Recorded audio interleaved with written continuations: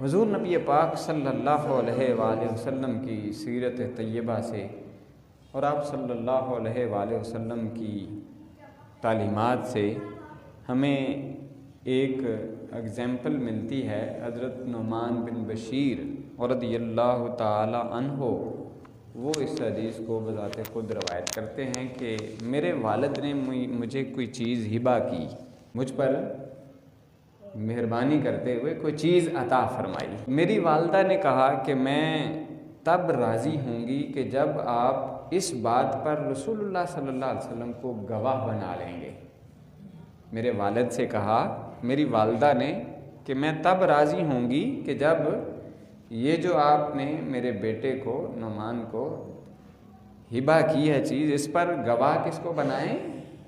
اللہ کے نبی حضرت محمد مصطفیٰ صلی اللہ علیہ وسلم کو۔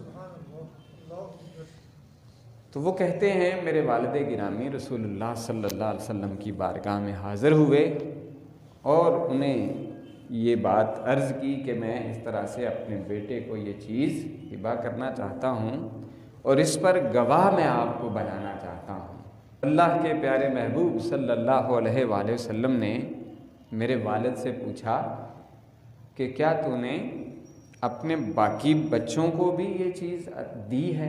تو والد گرامی کہنے لگے کہ نہیں، میں نے صرف اس بیٹے کو یہ چیز ہبہ کرنے کا ارادہ کیا ہے۔ تو اللہ کے نبی صلی اللہ علیہ وآلہ وسلم نے ارشاد فرمایا کہ پھر میں اس پر گواہ نہیں بن سکتا، آپ جو چیز اس کو دے رہے ہیں وہ باقی بچوں کو بھی دیں تو پھر جو ہے وہ صحیح ہے، پھر درست ہے، ورنہ یہ درست نہیں ہے، میں اس پر گواہ نہیں بن سکتا۔ تو اس سے یہ پتہ چلتا ہے کہ گھر سے عدل کا آغاز جو ہے وہ کیا جائے۔